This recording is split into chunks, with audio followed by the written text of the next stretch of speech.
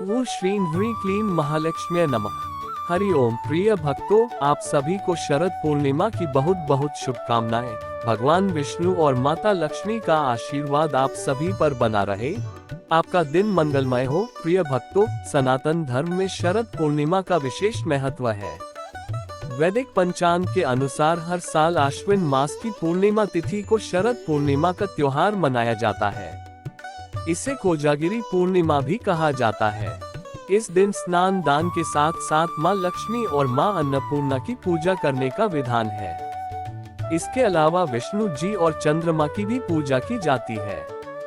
शरद पूर्णिमा का हिंदू धर्म में विशेष महत्व है। शरद पूर्णिमा का व्रत करने से व्यक्ति को माता लक्ष्मी के साथ साथ भगवान विष्णु की भी कृपा मिलती है। इस दिन माता लक्ष्मी धरती पर भ्रमण करती हैं। इस बार पूर्णिमा तिथि 2 दिन रहने वाली है। दरअसल तिथि के घटने और बढ़ने के कारण ऐसा हुआ है। वैदिक पंचांग के मुताबिक आश्विन माह की पूर्णिमा तिथि 6 अक्टूबर को दोपहर में 12:23 पर आरंभ होगी। साथ ही इसका समापन 7 अक्टूबर को सुबह 9:19 पर होगा। ऐसे में शरद पूर्णिमा 6 अक्टूबर को ही मनाई जाएगी। हालांकि पूर्णिमा का व्रत और चंद्रमा की किरणों में खीर 6 अक्टूबर सोमवार और स्नान दान 7 अक्टूबर मंगलवार को किया जाएगा। शरद पूर्णिमा की रात को चंद्रमा की किरणों में खीर रखने की परंपरा है। धार्मिक मान्यताओं के अनुसार शरद पूर्णिमा की खीर में चंद्रमा की किरणों से अमृत की बूंदें गिरती हैं। इससे वह खीर औषधीय गुणों वाला हो जाती है। उस खीर को खाने से व्यक्ति को स्वास्थ्य लाभ होता है। हिंदू मान्यता के अनुसार शरद पूर्णिमा की रात चंद्रमा की किरणें अमृत समान होती हैं। ये किरणें मन को शांति देती हैं और शरीर को ताजगी व ऊर्जा से भर देती हैं। इस दिन चंद्र देवता, माता लक्ष्मी और भगवान विष्णु की पूजा से सुख समृद्धि की प्राप्ति होती है। खीर में चंद्रमा की अमृत किरणें पड़ने से वह विशेष स्वास्थ्यवर्धक और सौभाग्यवर्धक बन जाती है। ऐसी मान्यता है कि वर्ष में सिर्फ इसी पूर्णिमा को चंद्रमा अपनी 16 कलाओं से युक्त हो जाता है। मान्यता है कि शरद पूर्णिमा को चंद्रमा अपनी इन्हीं संपूर्ण कलाओं की अमृत वर्षा से पृथ्वीवासियों को उत्तम स्वास्थ्य हेतु वरदान देते हैं। इसीलिए शरद पूर्णिमा के अवसर पर बनाई जाने वाली खीर चंद्रमा की धवल चांदनी में रखी जाती है। ये जनसामान्य को आरोग्य प्रदान करती है, वहीं इसे त्रिदोष शामक माना जाता है। आइए सुनते हैं शरद पूर्णिमा व्रत कथा। प्राचीन समय में किसी नगर में एक साहूकार रहता था। उसकी 2 बेटियां थीं, जिनकी धर्म कर्म में काफी रुचि थी। अपनी इस रुचि के चलते वे दोनों पूरी श्रद्धा से शरद पूर्णिमा का व्रत किया करती थीं। बस उन दोनों की आराधना में अंतर केवल इतना था कि बड़ी बहन अपना व्रत संपूर्ण करती थी और छोटी बहन व्रत को हमेशा अधूरा छोड़ देती थी। इस प्रकार कई वर्ष बीत गए और दोनों बहनों का विवाह हो गया। विवाह के पश्चात बड़ी बहन को एक सुंदर एवं स्वस्थ संतान की प्राप्ति हुई, वहीं छोटी बहन संतान सुख से अछूती रह गई। छोटी बहन को संतानें तो हुई, लेकिन सभी संतानें पैदा होते ही मृत्यु को प्राप्त हो जाती थी। इस प्रकार अपनी संतानों को खोने से मानो छोटी बहन पर दुखों का पहाड़ टूट पड़ा हो। उसे समझ ही नहीं आ रहा था कि उसे ये दुख क्यों भोगना पड़ रहा है। अपने इस प्रश्न के उत्तर की खोज में वह अपने पति के साथ एक ऋषि के पास पहुंच गई और उनसे बोली कि हे मुनिवर, मैंने ऐसा क्या पाप किया है जिसके कारण मैं इतने समय से संतान सुख से वंचित हूँ। इस प्रश्न के उत्तर में ऋषि मुनि बोले, हे पुत्री, तुमने शरद पूर्णिमा का व्रत तो किया, लेकिन कभी उसे विधि विधान से पूर्ण नहीं किया और इसी के कारण तुम्हें ये कष्ट भोगने पड़ रहे हैं। उद्धरण चिन्ह। इसके बाद छोटी बहन को अपनी गलती का एहसास हुआ और वह बोली, मुझसे जाने अनजाने में बहुत बड़ा पाप हो गया है। मुनिवर, आप कृपया कर मुझे इस भूल को सुधारने का कोई उपाय बताएं। मैं सदा इसके लिए आपकी आभारी रहूंगी। ऋषि मुनि को उस पर दया आ गई और उन्होंने छोटी बहन को विधि पूर्वक शरद पूर्णिमा का व्रत करने के लिए कहा और बताया कि इस व्रत के पुण्य फल से ही उसे अपने कष्टों से मुक्ति मिल सकती है। छोटी बहन ने आखिरकार शरद पूर्णिमा का व्रत विधि विधान से पूर्ण किया और इसके परिणाम स्वरूप उसे पुत्र रत्न की भी प्राप्ति हुई। लेकिन भाग्य का खेल देखिए, ये संतान भी ज्यादा दिनों तक जीवित नहीं रह पाए। अपनी इस संतान को भी मृत देखकर छोटी बहन के पांव तले जमीन खिसक गई। लेकिन इस बार उसे लगा कि शायद से उसकी बड़ी बहन के पुण्यफल उसके पुत्र के प्राण वापस लौटा दे, और ऐसा सोचकर उसने अपनी संतान को एक पटरे पर चादर से ढककर लिटा दिया और अपनी बड़ी बहन को घर पर बुला लिया। जब बड़ी बहन घर पर आई तो उसने अपनी दीदी से बोला कि आप इस पटरे पर बैठ जाओ। जैसे ही बड़ी बहन बैठने लगी, उसके पल्लू ने उस शिशु को स्पर्श किया और वह रोने लगा। उस नन्हे से शिशु को रोता देख बड़ी बहन क्रोधित हो गई और गुस्से में बोली, तुम यह मुझसे कैसा पाप करवाने जा रही थी? अगर इस बच्चे को कुछ हो जाता तो? ये सुनकर छोटी बहन बोली, अरे दीदी, ये तो पहले से ही मृत था, ये तो आपके भाग्य से जीवित हो गया है। आपने हमेशा शरद पूर्णिमा का व्रत विधि पूर्वक किया है और यह उसका ही फल है कि आपके पल्लू के स्पर्श मात्र से मेरी संतान जीवित हो गई है। इस प्रकार छोटी बहन की संतान को नया जीवन दान मिला, और जब ये खबर नगर के राजा को मिली तो उसने पूरे नगर में ढिंढोरा पिटवा दिया और सबको इस पावन व्रत को करने की सलाह दी। तब से लोगों की श्रद्धा इस व्रत में निहित है और भक्त अपने भाग्य को जागृत करने के लिए यह व्रत पूरी श्रद्धा से करते हैं। आइए अब सुनते हैं श्री सत्यनारायण भगवान व्रत कथा। प्रथम अध्याय। एक बार नैमिषारण्य में एकत्र आर्यावर्त के 88,000 महर्षियों ने मुनिश्रेष्ठ श्री सूत जी से पूछा, हे मुनिश्रेष्ठ, कलियुग में मनुष्य वेद विधान और धर्म विरुद्ध आचरण करते हुए पापों के बोझ तले दबता जा रहा है। अतः हे मुनिश्रेष्ठ, मनुष्य के कल्याण हेतु कोई ऐसा उपाय बताएं जिससे मनुष्य को पुण्य लाभ मिले। तब श्री सूत जी बोले, हे ऋषियों, आपने विश्व कल्याण के लिए उत्तम प्रश्न किया है। अब मैं उस मंगलकारी व्रत का वर्णन करूंगा जिसके संबंध में एक बार ब्रह्मर्षि नारद जी ने भी भगवान लक्ष्मी नारायण से पूछा था, और उन्होंने नारद जी से जो कथा कही थी, आप उसे सुने। ब्रह्मर्षि नारद जी मानव कल्याण की इच्छा से विभिन्न लोकों का भ्रमण करते हुए पृथ्वी लोक में पहुँचे। वहां अपने अपने कर्मों के अनुसार लोगों को दुखों से पीड़ित देखकर वह बहुत परेशान हुए और मन में विचार करने लगे कि इन प्राणियों के दुख का निवारण कैसे होगा। जब वह कोई उपाय न सोच सके तो विष्णु भगवान से मिलने पहुंच गए। वहां नारद जी ने श्वेतवर्ण और 4 भुजाओं वाले शंख, चक्र, गदा और पद्म से सुसज्जित भगवान विष्णु की स्तुति करते हुए कहा, हे नारायण, आप सर्वशक्तिमान व सृष्टि के पालन करता है। आपका कोई आदि, मध्य और अंत नहीं है। आप सृष्टि के कण कण में व्याप्त हैं और अपने भक्तों की मंगल कामनाएं पूरी करने वाले हैं। मैं आपको नमन करता हूँ। नारद जी की स्तुति सुनकर भगवान विष्णु बोले, हे मुनिवर, आप मुझे अपने यहाँ आने का कारण बताइए। तब नारद जी ने कहा, पृथ्वी लोक के प्राणी अपने अपने कर्मों के अनुसार विभिन्न योनियों में रहते हुए दुखों से पीड़ित हैं। मुझ पर कृपा करते हुए कोई ऐसा उपाय बताए जिससे उनके दुखों का नाश हो सके। इसके उत्तर में भगवान विष्णु बोले, हे नारद, अब मैं ऐसे व्रत का वर्णन करने जा रहा हूँ जिसे करने से विश्व के सभी स्त्री पुरुषों को पापों से मुक्ति मिलेगी और निर्धनता नष्ट होने से मनुष्य आनंद पूर्वक जीवन यापन करेगा।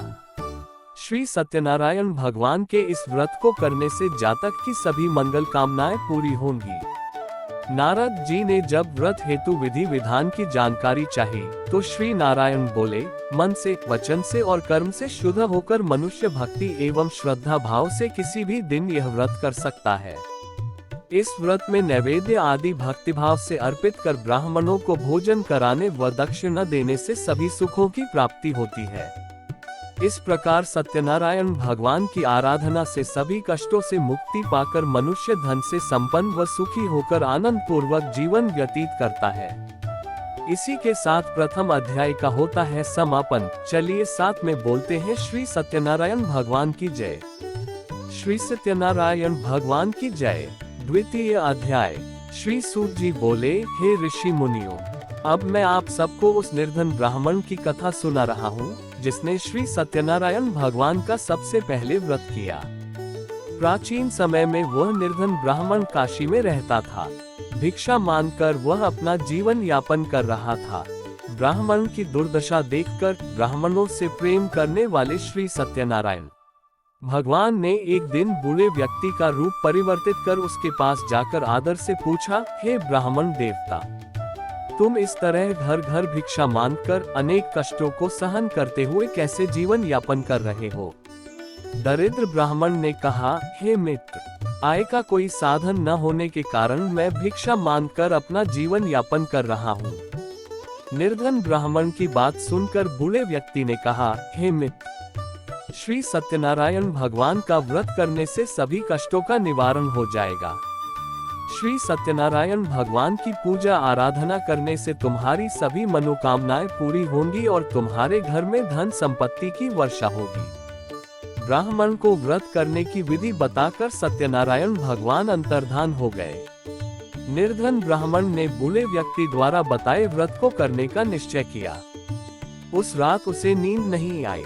वह व्रत करने के बारे में ही सोचता रहा और रात भर श्री सत्यनारायण भगवान का स्मरण करता रहा। प्रातः उठकर सत्यनारायण भगवान का व्रत रखने का निश्चय करता हुआ निर्धन ब्राह्मण भिक्षा मांगने के लिए निकल पड़ा। उस दिन ब्राह्मण को भिक्षा में बहुत धन मिला। घर लौटकर उसने अपने आसपास के लोगों के साथ श्री सत्यनारायण भगवान की पूजा करने व उन्हें व्रत कथा सुनाने के बाद सभी को प्रसाद देकर स्वयं भी प्रसाद ग्रहण किया। कुछ ही दिनों में ब्राह्मण की निर्धनता दूर हो गई। उसके घर में धन धान्य की वर्षा होने लगी। हे श्रेष्ठ मुनियों, अब मैं आपको उन लोगों की भी कथा सुनाता हूँ जिन्होंने उस ब्राह्मण से श्री सत्यनारायण भगवान की व्रत कथा सुनकर यह व्रत किया और उनके कष्ट दूर हुए। धन संपत्ति से संपन्न उस ब्राह्मण ने हर माह नियमित रूप से व्रत करते हुए जब अगले माह श्री सत्यनारायण भगवान का व्रत किया तो उस व्रत में बहुत से बंधु बांधव और मित्र सम्मिलित हुए। उसी समय एक बूढ़ा लकड़हारा वहां से गुजरा। उसे बड़ी प्यास लग रही थी, अतः जल पीने की इच्छा से बूढ़े लकड़हारे ने लकड़ियों के गट्ठर को जमीन पर रखा और घर के आंगन में पहुंचकर उस ब्राह्मण से पूछा, हे ब्राह्मण देवता, आप किसका पूजन कर रहे हैं? इस व्रत के करने से क्या लाभ होता है? कृपा करके मुझे सब बताए। बूढ़े लकड़हारे की बातें सुनकर उस ब्राह्मण ने कहा, मैं अपने बंधु बांधवों और परिचितों के साथ श्री सत्यनारायण भगवान की पूजा कर रहा हूँ। इस व्रत को करने से श्री सत्यनारायण भगवान की अनुकंपा से निर्धनता नष्ट होती है और संसार के दुखों से मुक्ति मिलती है। ब्राह्मण से इस व्रत का वर्णन सुनकर बूढ़ा लकड़हारा बहुत प्रसन्न हुआ और मन ही मन सत्यनारायण भगवान का व्रत करने का निश्चय किया। चलते हुए लकड़हारे ने मन में सोचा, आज लकड़ियां बेचने से जो धन मिलेगा उस धन से मैं श्री सत्यनारायण भगवान की पूजा करूंगा। ऐसा विचार करने से उस दिन लकड़हारे को लकड़ियों के अधिक रुपये मिले। लकड़हारे ने उन रुपयों से केले, घी, दूध, दही, गेहूं का आटा और शक्कर खरीदा। घर लौटकर लकड़हारे ने देवों की प्रिय नगरी काशी में श्री सत्यनारायण भगवान की पूजा की। उस पूजा में उसके परिवार के व आसपास के लोग भी सम्मिलित हुए। श्री सत्यनारायण भगवान की पूजा और व्रत कथा सुनने के बाद लकड़हारे ने प्रसाद बांटकर स्वयं भी प्रसाद ग्रहण किया। सत्यनारायण भगवान की अनुकंपा से लकड़हारे के घर में धन धान्य की वर्षा होने लगी। उसकी निर्धनता दूर हो गई। श्री सत्यनारायण भगवान की पूजा करते हुए लकड़हारा आनंद पूर्वक जीवन यापन करता हुआ अंत में मोक्ष को प्राप्त कर बैकुंठ धाम को चला गया। श्री सत्यनारायण भगवान की जय। तृतीय अध्याय। श्री सूत जी बोले, हे ऋषि मुनियों, अब मैं आपको आगे की कथा सुनाता हूँ। प्राचीन समय में कनकपुर में उल्कामुख नामक एक बुद्धिमान तथा सत्यवादी राजा राज्य करता था। वह प्रतिदिन मंदिर में जाकर श्री सत्यनारायण भगवान की पूजा करता था और निर्धनों को अन्न, वस्त्र और धन दान करता था। उसकी पत्नी सुभद्रा बहुत सुशील थी। वे दोनों हर महीने श्री सत्यनारायण भगवान का व्रत करते थे। श्री सत्यनारायण की अनुकंपा से उनके महल में धन संपत्ति के भंडार भरे थे। उनकी सारी प्रजा बहुत आनंद से जीवन यापन कर रही थी। एक बार राजा और रानी बहुत से लोगों के साथ जब भद्रशिला नदी के किनारे श्री सत्यनारायण भगवान की पूजा कर रहे थे तो नदी के किनारे एक बड़ी नाव आकर ठहरी। उस नाव में एक धनी व्यापारी यात्रा कर रहा था। वह बहुत सा धन कमाकर अपने नगर को लौट रहा था। उसका सारा धन उस नाव में रखा हुआ था। नाव से उतरकर व्यापारी राजा के समीप पहुंचा। राजा को पूजा करते देख उसने कहा, हे राजन, आप इन सब लोगों के साथ मिलकर किसकी पूजा कर रहे हैं? इस पूजा के करने से मनुष्य को क्या लाभ होता है? राजा ने व्यापारी से कहा, हम हर पूर्णिमा को सत्यनारायण भगवान का व्रत करते हैं और फिर पूजा अर्चना के बाद भगवान का प्रसाद लोगों में बांटकर स्वयं भी प्रसाद ग्रहण करते हैं। सत्यनारायण भगवान की पूजा से दुखियों के सारे दुख दूर होते हैं। राजा की बात सुनकर व्यापारी ने कहा, हे राजन, मैं भी सत्यनारायण भगवान का व्रत करना चाहता हूँ। कृपया मुझे इस व्रत को करने की विधि बतलाएं। राजा ने व्यापारी को सत्यनारायण व्रत की पूरी विधि बताई। राजा ने व्रत कथा सुनने के बाद व्यापारी को भी प्रसाद दिया।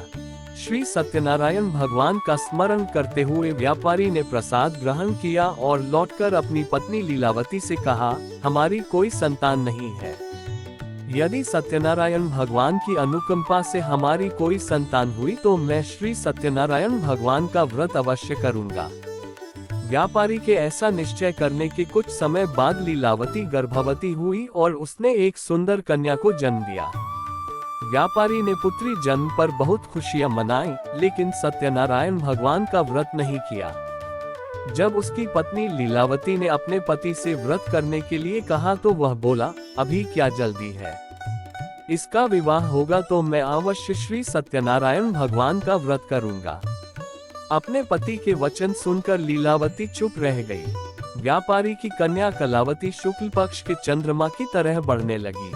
एक दिन व्यापार में बहुत सा धन कमाकर घर लौटे व्यापारी ने अपनी बेटी को सहेलियों के साथ उपवन में घूमते देखा तो उसे उसके विवाह की चिंता होने लगी। व्यापारी ने कलावती के लिए सुयोग्य वर ढूंढने के लिए अपने सेवकों को दूर दूर के नगरों में भेजा। व्यापारी के सेवक कंचनपुर नगर में पहुंचे। उस नगर में उन्होंने एक वणिक पुत्र को देखा। वणिक पुत्र अत्यंत सुंदर और गुणवान था। सेवकों ने वापस लौटकर व्यापारी को उस वणिक पुत्र के बारे में बताया। व्यापारी उस सुंदर लड़के को देखकर बहुत प्रसन्न हुआ और कलावती का विवाह बहुत धूमधाम से उसके साथ कर दिया। दहेज में उसने वणिक पुत्र को बहुत सा धन दिया। कलावती का विवाह भी हो गया, लेकिन व्यापारी ने श्री सत्यनारायण भगवान का व्रत नहीं किया। लीलावती ने अपने पति से कहा, नाथ, आपने कलावती के विवाह पर श्री सत्यनारायण भगवान का व्रत करने का निश्चय किया था। अब तो आपको व्रत कर लेना चाहिए।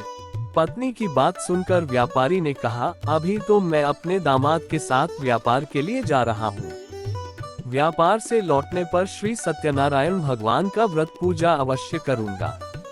ये कहकर व्यापारी ने कई नावों में सामान भरा और अपने दामाद तथा सेवकों के साथ व्यापार के लिए निकल पड़ा। उस व्यापारी द्वारा बार बार व्रत का निश्चय करने और फिर व्रत न करने से सत्यनारायण भगवान क्रोधित हो गए और व्यापारी को दंड देने का निश्चय किया।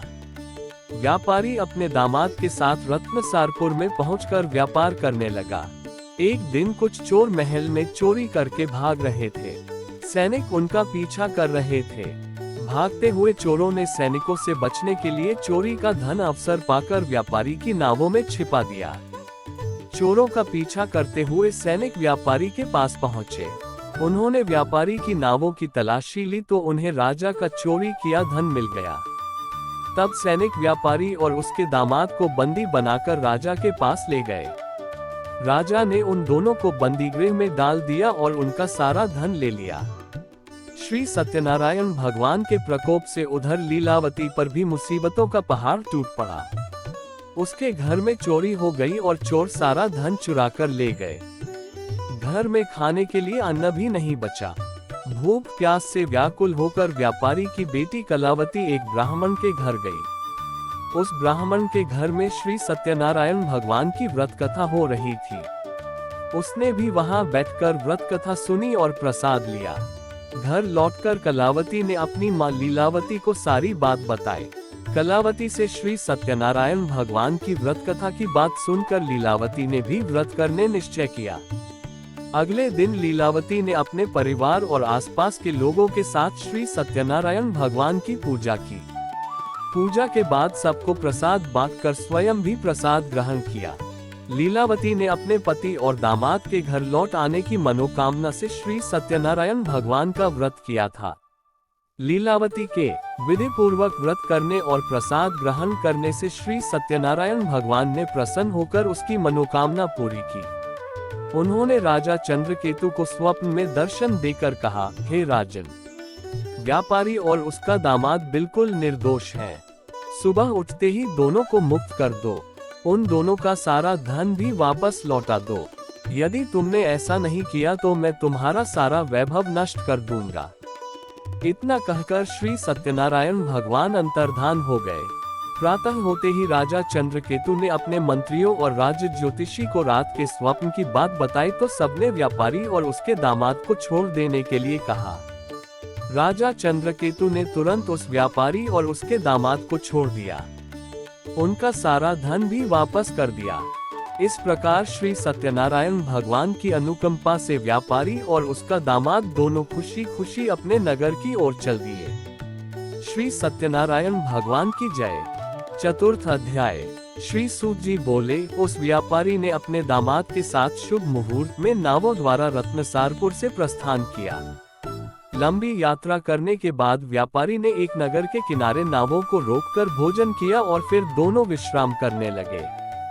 तभी श्री सत्यनारायण भगवान साधु के रूप में व्यापारी के पास पहुँचे और पूछा, हे वणिक, तेरी नावों में क्या लदा हुआ है? व्यापारी ने सोचा, दंडी साधु अवश्य ही कुछ मांगने की इच्छा से सामान के बारे में पूछ रहा है। ये सोचकर व्यापारी ने झूठ बोला, हे दंडी, मेरी नावों में तो बेल और पत्र भरे हुए हैं। व्यापारी के झूठे वचन सुनकर सत्यनारायण भगवान ने क्रोधित होते हुए कहा, हे वैश्य, जो तुमने कहा है वही सत्य होगा। इतना कहकर सत्यनारायण भगवान कुछ दूर जाकर अंतर्धान हो गए। उधर व्यापारी दंडी साधु को वहां से खाली हाथ लौटाकर बहुत प्रसन्न हुआ। लेकिन जब व्यापारी ने अपनी नावों में बेल और पत्र पत्ते भरे हुए देखे तो वह विलाप करने लगा और अपने झूठ बोलने पर प्रायश्चित करने लगा। रोते रोते व्यापारी मूर्छित हो गया। कुछ देर बाद जब उसकी मूर्छा नष्ट हुई तो उसके दामाद ने कहा, आप दुखी मत होइए, ये सब उस दंडी साधु के शाप के कारण हुआ है। अब वही साधु हमें इस विपत्ति से छुटकारा दिला सकते हैं। दामाद के वचन सुनकर व्यापारी दंडी साधु की तलाश में चल दिया। कुछ देर ढूंढने पर उसे एक वृक्ष के नीचे दंडी साधु के रूप में सत्यनारायण भगवान मिल गए। व्यापारी ने दंडी साधु के चरणों में गिरकर क्षमा मांगी। दंडी स्वरूप सत्यनारायण भगवान बोले, हे वणिक पुत्र, तेरे झूठ बोलने के कारण ही मैंने तुझे दंड दिया है। तूने बार बार मेरी पूजा करने के लिए कहा, लेकिन कभी पूजा की नहीं। व्यापारी ने तब हाथ जोड़कर कहा, हे भगवान, आप तो दीन दुखियों के कष्ट दूर करने वाले हैं, मेरी इस गलती को भी क्षमा करें। आपके रूप को तो ब्रह्मा भी नहीं जान पाते, फिर भला मैं अज्ञानी कैसे आपकी लीला को समझ पाता।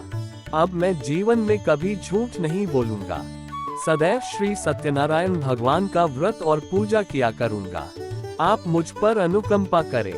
व्यापारी की क्षमा याचना सुनकर दंडी साधु ने उसे क्षमा कर दिया। उसी समय व्यापारी की नावों में भरे हुए बेल और पत्ते धन धान्य में परिवर्तित हो गए।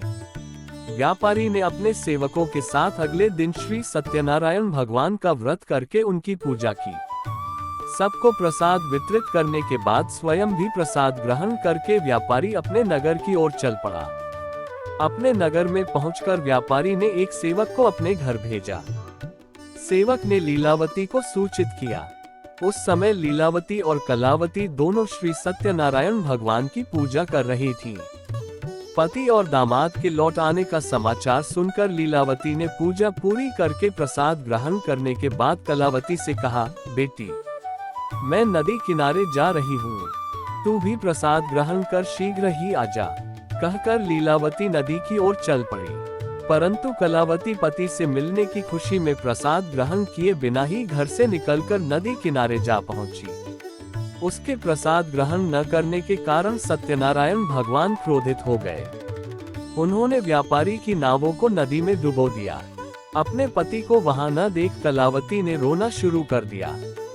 तब व्यापारी ने कहा, पुत्री, अवश्य ही तुझसे कोई भूल हुई है, इसलिए श्री सत्यनारायण भगवान ने तुझे दंड दिया है। तब व्यापारी ने सत्यनारायण भगवान से प्रार्थना की, हे भगवान, मेरे परिवार के किसी स्त्री पुरुष से यदि कोई भूल हुई हो तो उसे अवश्य क्षमा कर देना। तभी आकाशवाणी हुई, हे वणिक पुत्र, तेरी कन्या मेरा प्रसाद ग्रहण किए बिना ही चली आई है। यदि अब घर पहुंचकर तेरी कन्या प्रसाद ग्रहण करके वापस आए तो उसे अपने पति के दर्शन होंगे। कलावती ने वैसा ही किया। उसके प्रसाद ग्रहण करके वापस लौटने पर नावे जल के ऊपर आ गई। दामाद भी सुरक्षित नदी से निकल आया। घर लौटकर व्यापारी ने अपने परिवार के साथ मिलकर विधि अनुसार श्री सत्यनारायण भगवान की पूजा की। उसकी सभी इच्छाएं पूरी हुई। श्री सत्यनारायण भगवान की जय। पंचम अध्याय। श्री सूत जी बोले, हे ऋषि मुनियों, मैं और भी कथा सुनाता हूँ। कौशलपुर में एक राजा था, तुंगध्वज। प्रजा उसकी छत्रछाया में आनंद पूर्वक रह रही थी। राजा तुंगध्वज अपनी प्रजा के सुख दुख का बहुत ध्यान रखता था, लेकिन एक बार उसने सत्यनारायण भगवान का प्रसाद ग्रहण नहीं किया। तब श्री सत्यनारायण भगवान ने राजा को प्रसाद ग्रहण न करने का दंड दिया। एक दिन राजा तुंगध्वज जंगल में हिंसक पशुओं का शिकार करने निकला था। शिकार का पीछा करते हुए वह अपने सैनिकों से अलग हो गया और उसने देर तक हिंसक जानवरों का शिकार किया। अतः कुछ देर विश्राम करने के लिए वह एक वृक्ष के नीचे बैठ गया। समीप ही कुछ चरवाहे श्री सत्यनारायण भगवान की पूजा कर रहे थे। राजा ने उनके पास से गुजरते हुए सत्यनारायण भगवान को नमस्कार नहीं किया। चरवाहों ने राजा को पूजा के बाद प्रसाद दिया तो राजा ने प्रसाद भी ग्रहण नहीं किया और घोड़े पर सवार हो अपने नगर की ओर चल दिया। राजा जब नगर में पहुंचा तो देखा कि उसका सारा धन वैभव नष्ट हो चुका है। श्री सत्यनारायण के प्रकोप से राजा निर्धन हो गया। तब राजद ज्योतिषी ने राजा से कहा, महाराज, आपसे अवश्य ही कोई भूल हुई है। अगर आप उस भूल का प्रायश्चित कर ले तो सब कुछ पहले जैसा हो जाएगा। राजा को तुरंत अपनी भूल का स्मरण हो आया।